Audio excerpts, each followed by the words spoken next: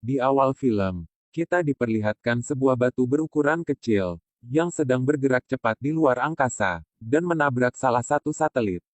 Setelahnya, akibat kejadian tersebut, batu itu pun terjatuh di salah satu rumah, yang didiami oleh seorang anak kecil bersama ibunya. Anak laki-laki yang bernama Jose ini, sama sekali tidak mengerti kegunaan dari batu itu, tapi yang jelas seluruh air di akuariumnya langsung terserap dalam sekejap. 3 bulan kemudian, datang lagi satu benda misterius dari luar angkasa, yang sedang menuju ke bumi. Tapi ternyata kali ini yang datang bukanlah sebuah batu, melainkan sebuah pesawat berwujud manusia normal. Ya bisa ditebak sendiri, manusia mengubah penampilannya dengan begitu cepat, demi berbaur seperti selayaknya makhluk bumi. Gerak-geriknya juga cenderung aneh, karena ia masih harus menyesuaikan bagaimana caranya beraktivitas seperti manusia. Boro-boro beraktivitas secara normal untuk berekspresi aja, sulitnya minta ampun, sampai ke tulang. Sudah jelas, orang ini bukanlah seorang manusia yang sesungguhnya, apalagi setelah melihat segala tingkah anehnya. Saat tiba di kota sampai suatu ketika pria tersebut, malah tertabrak oleh sebuah mobil yang ternyata si pengendara, merupakan ibu dari anak yang bernama Josh. Abis nabrak gini wajar dong, ya si penabrak merasa panik, apalagi korbannya cuma terdiam begitu aja. Di tengah jalan, Buddha salah satu kakinya bengkok. Dia malah kabur dari niat baik si penabrak, dan memutuskan untuk bersembunyi di sekitar bak sampah. Hanya saja dari sinilah kita langsung disadarkan, kalau pria ini hanyalah sebuah pesawat dikendalikan oleh manusia-manusia mini di dalamnya. Mereka sendiri memutuskan untuk keluar dari dalam tubuh pria itu, demi memperbaiki bagian kaki yang sudah bengkok. Sedangkan untuk pengemudinya sendiri, pria itu memang dikendalikan oleh seorang kapten, bernama Dev. Yang memang benar cerminan wajahnya merupakan wajah dari pesawat itu sendiri. Enggak cuma segitu aja, pesawat itu juga dikendalikan oleh bermacam-macam orang yang memiliki tugas berbeda. Ada yang menggerakkan lengan kiri, lengan kanan, bagian bokong, bagian otak, serta bagian perbaikan. Kedatangan mereka sendiri ke bumi ini, tentu saja memiliki sebuah tujuan yaitu untuk mencari batu luar angkasa, yang tidak sengaja terpental ke bumi. Batu itu sendiri berguna sebagai pembangkit energi di planet mereka, yang lebih tepatnya batu itu mampu menyerap air laut, dan merubahnya menjadi kumpulan garam, dalam waktu sekejap. Nantinya, Guyong sudah terkumpul, itulah akan mereka gunakan sebagai pembangkit listrik di planet mereka, dengan tidak bergeraknya manusia itu di dekat bak sampah. Josh pun menyadari keberadaannya dan langsung mengajaknya berbicara, sambil ditemani oleh si ibu. Para awak pun juga sudah sadar kalau jejak batu tersebut ada di rumahnya Josh, dikarenakan mereka sudah melacaknya sebelum mendarat ke bumi. Tapi masalahnya Dev masih harus menyesuaikan caranya berbaur, baik itu dari segi berbicara maupun berperilaku. Tentu itu semua harus dilakukan agar jelas bersama ibunya, yang bernama Gina. Tidak curiga sama sekali, walaupun Josh yang memegang batu itu malah langsung pergi ke sekolah, dan membiarkannya berdua dengan Gina. Pada saat itu jugalah, Gina memperkenalkan Dev kepada teman dekatnya, yang bernama Mark. Alhasil, seluruh awak pesawat tersebut langsung kebingungan, di saat Mark mengajaknya bersalaman dengan menggunakan tangan ia di sini. Dev benar-benar kelihatan aneh di hadapannya. Si Mark maupun Gina yang sudah kebingungan, yang lebih bikin Dev terpaksa harus meneguk segelas air saat itu juga. Dan hal itu pun membuat para pekerja yang ada di tenggorokannya langsung terbawa derasnya air. Informasi demi informasi terus dikumpulkan oleh manusia-manusia mini, yang mengendalikan pesawat itu, baik dari tren berpakaian yang tidak kuno, serta cara membantu pekerjaan dapur. Tapi ya tetap saja namanya juga masih penyesuaian, jadinya para awak pun gak tahu kalau saus tomat bukanlah untuk diminum. Sampai di suatu momen salah satu kru menyadari kalau batu tersebut sempat dipegang oleh anaknya Gina, dan mereka langsung memutuskan untuk pergi melacak jejaknya. Di saat yang bersamaan, para polisi mulai mendapatkan laporan mengenai jatuhnya sebuah benda aneh di salah satu lokasi yang ada di kota itu, yang pada akhirnya terungkaplah sudah seseorang laki-laki dan baru saja mendarat di bumi. Sedangkan hal itu pun bukanlah menjadi sebuah permasalahan bagi Dev sendiri. Dikarenakan, ia harus terus menemukan batu tersebut.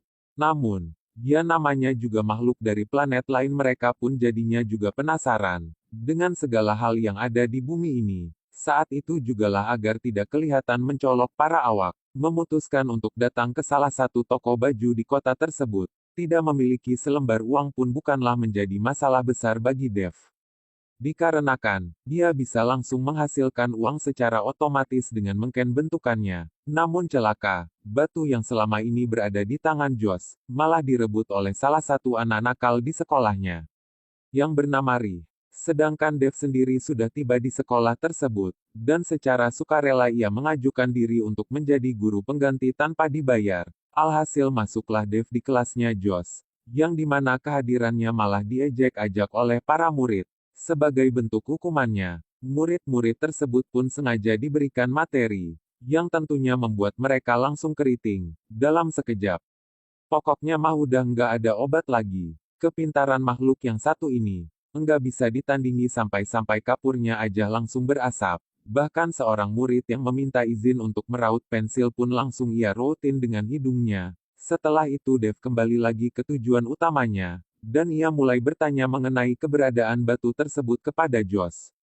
Josh yang tidak tahu apa-apa tentang kegunaan batu itu pun, langsung memberitahu kalau batu tersebut sudah berada di tangannya Ri.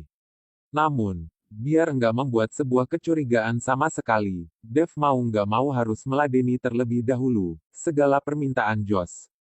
Pada hari itu, dimulai dari menemani Josh untuk membeli sebuah buku komik, walaupun toko langganannya Josh sempat didatangi oleh dua orang perampok, dan tentunya Dev langsung masih para perampok itu dengan sedemikian mudah, tanpa perlawanan yang berarti sama sekali. Di saat matahari sudah mulai terbenam, Dev ingin lagi merepotkan Gina, untuk kesekian kalinya, dan ia memutuskan untuk istirahat di trotoar, bersama seorang gelandangan. Tentu saja, dengan tujuan agar pesawat tersebut bisa menghemat tenaga, dan di saat itu jugalah para awak pun juga beristirahat di kabinnya masing-masing. Seiring berjalannya waktu, kedua polisi yang berada di lokasi kejadian langsung mencetak bentuk wajah dari Dev, dan mereka berencana untuk menyebarnya ke seluruh petugas keamanan. Di saat yang bersamaan para awak juga udah kembali aktif. Yang mirisnya, cadangan energi dari pesawat tersebut hanya bisa bertahan 12 jam lagi, sedangkan mereka masih harus menjaga kedekatan dengan Gina, maupun Josh. Pada setiap waktunya, apalagi Dev juga diajak untuk mengikuti perlombaan memakan hotdog, dan tentunya hal tersebut bukanlah sebuah masalah bagi para awak.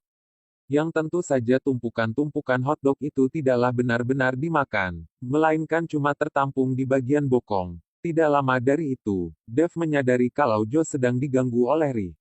Dan di saat itu jugalah ia langsung memanfaatkan momen tersebut, untuk mengambil sebuah batu yang selama ini dicari-cari. Setelah mendapatkan batu tersebut, Kapten Dev masih saja ingin berbaur dengan Gina, maupun Josh, yang sudah ia anggap sebagai keluarga sendiri.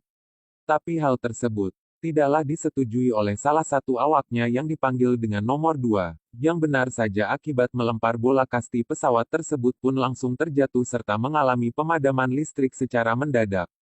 Dengan cepat tubuh Dev sengaja dibawa ke rumah sakit, dan di saat itu jugalah seluruh aliran listrik langsung berfungsi lagi. Setelah diberi kejut jantung, akan tetapi para awak sama sekali tidak sadar, kalau terdapat salah satu petugas yang menyadari bentuk dari pesawat mereka. Singkat waktu, di malam itu, Gini sengaja mengajak Josh bersama Dev untuk mengikuti sebuah pesta dansa, di salah satu acara yang dimana Dev sengaja diberikan segelas tequila, dan ujung-ujungnya para manusia mini yang berada di tenggorokannya pun harus terpental lagi, di dalam pesawat yang sama. Salah satu kru yang sebelumnya sempat menentang si kapten malah lagi sibuk mengatur strategi. Untuk menggesernya, ia menganggap kalau Kapten Dev sudah membuang-buang tenaga demi berinteraksi dengan manusia bumi. Namun, masalah baru kembali muncul ketika sebagian polisi sengaja datang ke tempat itu untuk menangkap Dev tanpa alasan. Yang jelas Dev langsung ditahan begitu saja. Dan di saat yang bersamaan kruber nomor 2 malah menodong si kapten secara mendadak. Sampai-sampai, si kapten langsung diduduki oleh awak tersebut, dan atas perintahnya itulah Dev yang awalnya diam-diam saja langsung membabi buta. serta menimbulkan kekacauan di mana-mana bahkan karena udah gak tahan lagi. Salah satu awak memutuskan untuk lompat saja dari pesawat serta menceburkan diri ke dalam segelas kopi. Kalau kayak gini cerminnya si Dev tidak lagi dianggap sebagai orang normal, baik di depan mata para polisi, maupun di depan mata masyarakat. Beruntung kru bernomor 3, masihlah berbaik hati. Dan ia pun, langsung membebaskan Kapten Dev pada saat itu juga. Hanya saja usaha mereka berdua tidak berlangsung lama. Ketika kru bernomor 2, malah sengaja mengeluarkan mereka dari dalam pesawat. Ya mau gak mau Kapten Dev bersama kru bernomor 3, harus menyelamatkan diri dari segala aktivitas manusia, maupun hewan peliharaan. Untung saja Kapten Dev memiliki sebuah jenius, yaitu memanfaatkan kantong plastik untuk kembali mengejar pesawat mereka. Saat itu jugalah, mereka berdua langsung masuk melalui celah-celah di celana, tanpa diketahui oleh kru bernomor 2, yang dimana kru bernomor 2 lagi sibuk mengendalikan pesawat tersebut, untuk pergi ke sebuah pelabuhan di pinggir kota. Pada lain situasi, seorang kru yang sempat tercebur di kelas kopi pun sengaja menampakkan diri agar bisa diselamatkan oleh salah satu polisi. Sedangkan di sisi lainnya Gina Mark beserta Josh lagi berusaha secepat mungkin untuk menyusul kepergian Dev yang sedang melarikan diri.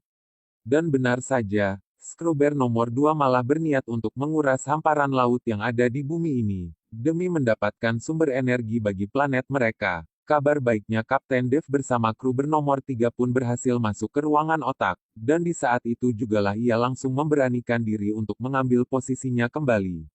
Dengan semangat yang sama, dan tujuan yang sama para awak lainnya, tetap setia dengan tujuan dari Kapten Dev, untuk tidak merusak bumi serta pergi dari planet ini secara damai. Alhasil, dengan menggunakan sisa-sisa tenaga yang ada batu itu pun langsung ditarik lagi. Dari dalam laut, iya, tapi apa boleh buat, pesawat tersebut harus kehilangan tenaga, dan tidak bisa bergerak lagi. Beruntung, Joe sudah sangat paham dengan cara kerja dari Devi sendiri yang dimana, dia langsung mengambil alat penyetrum dari si polisi, dan menempelkannya ke badan Dev. Atas perbuatan tersebutlah, pesawat tersebut pun kembali memiliki sumber tenaga dan si Kapten Dev bersama kru bernomor 3, langsung menampakkan diri mereka di hadapan masyarakat. Tidak sampai di situ. Salah satu kru, yang masih berada di kantong si polisi pun juga dibawa lagi ke dalam pesawat sebelum mereka semua dan benar pamit, dari bumi. Tapi lagi-lagi baru aja mau pamit para FB yang masih menganggap Devi merupakan seorang buronan, malah sengaja melemparkan sebuah jaring ke seluruh tubuhnya. Dari sini sih gua kira udah nggak ada harapan lagi ya, bagi manusia-manusia mini, untuk kabur dari bumi. Namun, ternyata mereka sudah mengantisipasi itu semua, yang dimana di saat itu jugalah salah satu bagian kaki dari pesawat tersebut, langsung melepaskan diri. Sudah jelas para awak yang berisikan orang-orang mini di dalamnya, juga turut bahagia, akan keberhasilan misi mereka, dan film pun berakhir.